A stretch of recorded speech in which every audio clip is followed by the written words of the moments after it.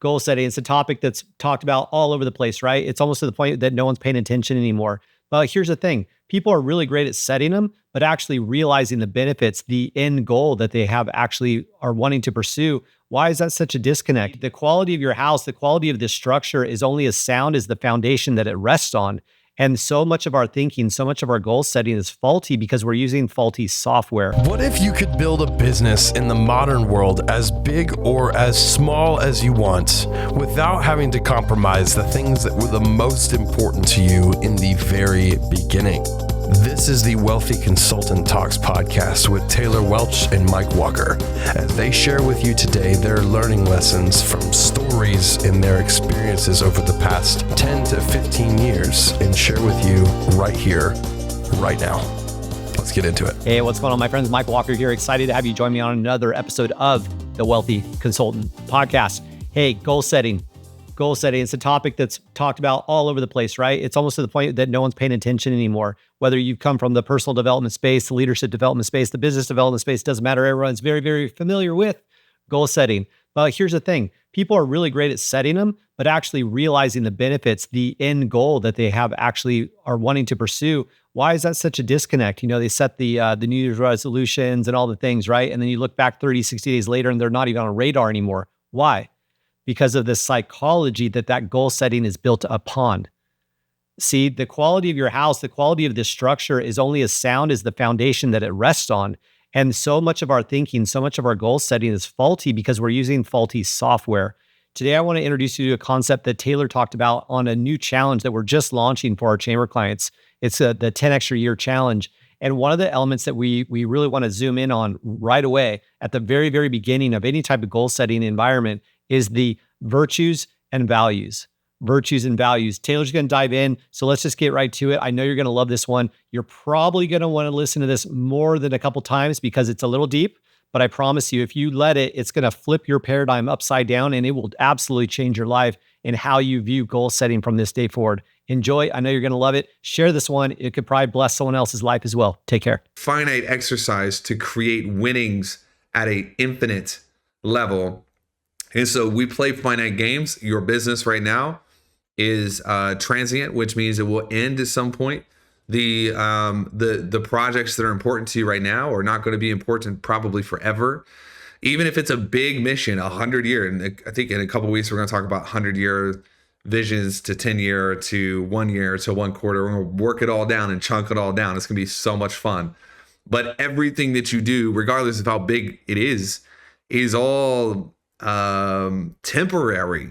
You're going to play these finite games that can get you a little bit closer to your long-term mission. But every time Michelangelo went 10x, he was doing so by committing and completing seemingly impossible projects. And then his freedom would expand because of that. But here's where we begin to divert from the normal train of 10x thinking. I've done so much study because of the book that I'm in progress with right now for belief architecture and mental durability, that I can no longer view 10x without viewing it through the understanding of value and virtue. And so we're going to talk about that today. Freedom in and of itself is only motivating to the extent that it allows you to adhere more closely to your values. If you've ever had a big win that you didn't feel that great about, more than likely you're experiencing a confusion of values. And so you might achieve something that's important that knocked off one value and it scratched that itch, but there's another value somewhere hidden in the subconscious that is causing you simultaneous discomfort. Even though you just had a winning moment, you're now uncomfortable because there's another value. If something pushes you forward or up the corporate ladder, but it doesn't push you closer to the ultimate view or ethos of who you want to be on planet Earth, then it's not going to be fulfilling.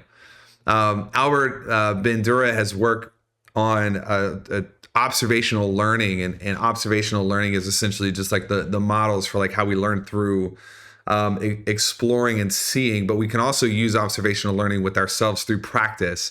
And so he explains that our actions generate value for ourselves by proving to us that we possess the traits that we value in other people. This is huge, because what this means is that even if it's not a record-setting type of feat of engineering or a record-setting business revenue month, we can create so much fulfillment and personal value if it proves to us and to others that we have the traits that we think are really important. So when you own a business, think about your business. The goal is to create and steward market value. Market value is what someone else is willing to pay you for your business. But if we take the same concept and we apply it to personal value, we're entering a different realm.